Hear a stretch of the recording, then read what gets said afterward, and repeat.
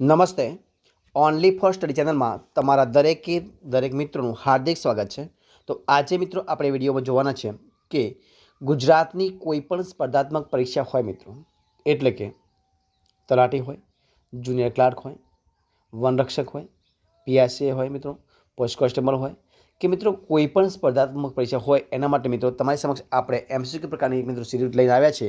તો વિડીયો પૂરેપૂરો જોજો. તો શરૂઆત કરીએ આપણે વિડીયોની. જોઈએ તમારી સમક્ષ છે એમસીક્યુ પ્રકારના પ્રશ્નો. પ્રશ્ન એક મિત્રો તમારી સમક્ષ જો શું છે કે આંતરરાષ્ટ્રીય યોગ દિવસ 2022ની થીમ કઈ હતી? જે મિત્રો આંતરરાષ્ટ્રીય મિત્રો યોગ દિવસ યોજાઈ ગયો 2023ની અંદર, તો મિત્રો એની થીમ શું હતી? 4 મિત્રો ઓપ્શન આપ્યા છે.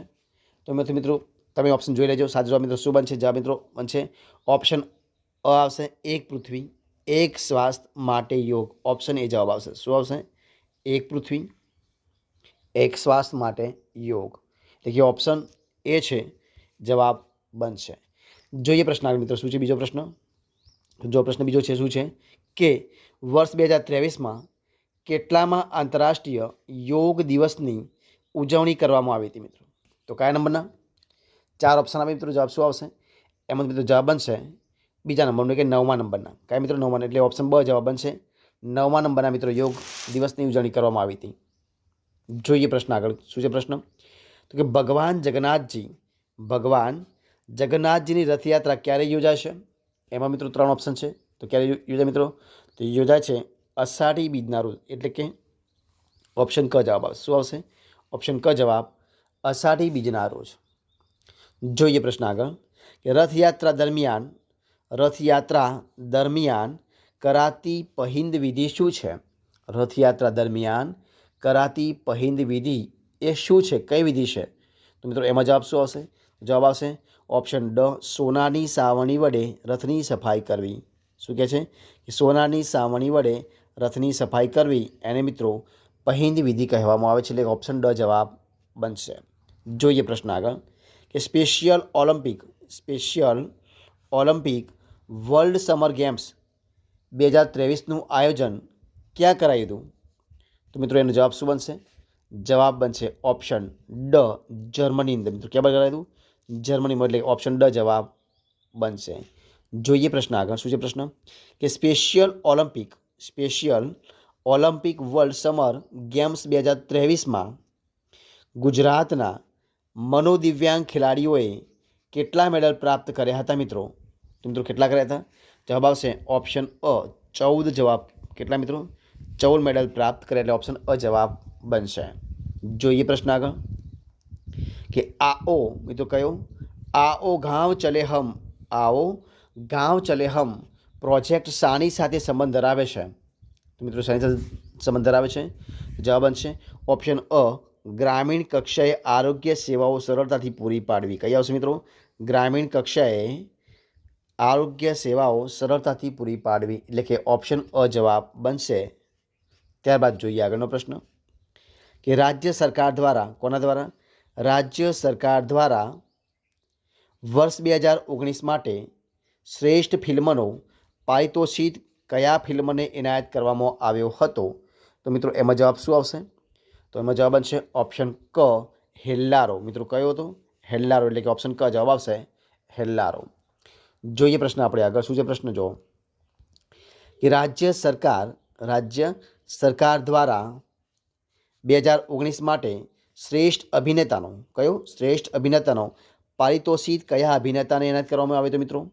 તો એ પણ જવાબ બનશે ઓપ્શન અ પ્રતીક ગાંધીને. કોને મિત્રો? પ્રતીક ગાંધી. ઓપ્શન અ જવાબ. જોઈએ પ્રશ્ન આગળ કયો છે 10મા નંબરનો. શું છે પ્રશ્ન? તો કે વિશ્વ વસ્તી દિવસ ક્યારે ઉજવવામાં આવે છે? વિશ્વ વસ્તી દિવસ મિત્રો ક્યારે ઉજવવામાં આવે છે? 10મા મિત્રો જવાબ બનશે ઓપ્શન અ 11 જુલાઈના રોજ. ક્યારે મિત્રો? 11 જુલાઈના રોજ યોજવામાં આવે છે. જોઈએ પ્રશ્ન આગળ આપણે 11મા નંબરનો કે કયું મિત્રો? બ્લુ રિવોલ્યુશન કઈ પ્રવૃત્તિ સાથે સંબંધિત છે? તો મિત્રો જવાબ શું આવશે? ઓપ્શન બ મત્સ્ય ઉદ્યોગ. શાની સાથે? મત્સ્ય ઉદ્યોગ સાથે સંબંધ ધરાવે છે. ત્યારબાદ જોઈએ પ્રશ્ન આગળ કે ભારતમાં રાષ્ટ્રીય માછીમાર દિવસની ઉજવણી ક્યારે કરવામાં આવે છે? ભારતમાં રાષ્ટ્રીય માછીમાર દિવસની ઉજવણી ક્યારે કરવામાં આવે છે? તો 12 મિત્રો જવાબ શું બનશે? ઓપ્શન ક એટલે કે 10 જુલાઈના રોજ. ક્યારે મિત્રો? 10 જુલાઈના રોજ કરવામાં આવે છે એટલે ઓપ્શન ક જવાબ બનશે. જોઈએ પ્રશ્ન આગળ. શું છે પ્રશ્ન 13મા નંબરનો? કે આંતરરાષ્ટ્રીય પ્લાસ્ટિક બેગ મુક્ત દિવસ ક્યારે ઉજવવામાં આવે છે? તો જવાબ બનશે 13મામો ઓપ્શન અ 3 જુલાઈના રોજ. કે મિત્રો 3 જુલાઈના રોજ ઉજવવામાં આવે છે. 3 જુલાઈ. જોઈએ પ્રશ્ન આગળ 14મા નંબરનો. ગુજરાતનું સૌપ્રથમ સાંસ્કૃતિક વન કયું છે? ગુજરાતનું સૌપ્રથમ સાંસ્કૃતિક વન કયું છે? તો મિત્રો 14માં જવાબ શું આવશે? ઓપ્શન અ આવશે પુનિત વન ગાંધીનગર. કયું છે મિત્રો? પુનિત વન ગાંધીનગર એ ગુજરાતનું સૌપ્રથમ સાંસ્કૃતિક વન છે એટલે કે ઓપ્શન અ જવાબ આવશે. જોઈએ પ્રશ્ન 15મા નંબરનો. શું છે પ્રશ્ન 15મો? તો કે સાંસ્કૃતિક વનોની નીચેનામાંથી કઈ જોડ અયોગ્ય છે? ધ્યાનથી જો મિત્રો, અયોગ્ય એટલે કે ખોટી છે તમારે કહેવાનું છે. તો 15મો શું આવશે મિત્રો? ડ એટલે વટેશ્વર વન વડનગર મિત્રો ખોટું છે, બાકી બધા સાચા છે. એટલે કે પાવક વન પાલિતાણા સાચી વાત છે, શહીદ વન જામનગર સાચી વાત છે, અને રામ વન રાજકોટ સાચી વાત છે. તો આપણો જવાબ ડ શા માટે? તો કે ખોટી પૂછી એટલા માટે વટેશ્વર વન વડનગર. તો ડ જવાબ આવશે. જોઈએ પ્રશ્ન 16મા નંબરનો. શું છે પ્રશ્ન 16મા નંબર? જુઓ કે કયું સાંસ્કૃતિક વન રાજકોટ જિલ્લામાં આવેલું છે? તો કયું મિત્રો આવેલું છે? જવાબ આવશે ઓપ્શન ડ એટલે કે અ અને બ બંને મતલબ. તો આપતો જવાબ મિત્રો શું બનશે? ડ એટલે મતલબ કે શક્તિવન અને રામવન એ બંને રાજકોટ જિલ્લામાં આવેલા છે, પરંતુ આપણો જવાબ ડ બનશે અને બ બંને એટલા માટે. બરાબર છે. જોઈએ પ્રશ્ન 17 કયો છે? જુઓ પ્રશ્ન 17મો છે. શું છે કે રાજ્ય સરકારની 10મી ચિંતન શિબિર શિબિરનું આયોજન ક્યાં કરાયું હતું? તો મિત્રો ક્યાં કરાયું હતું? તો મિત્રો એ કરાયું હતું એકતાનગરની અંદર. એટલે કે ઓપ્શન અ જવાબ ક જવાબ આવશે એકતાનગર. ક્યાં આવશે? ઓપ્શન ક જવાબ એકતાનગર.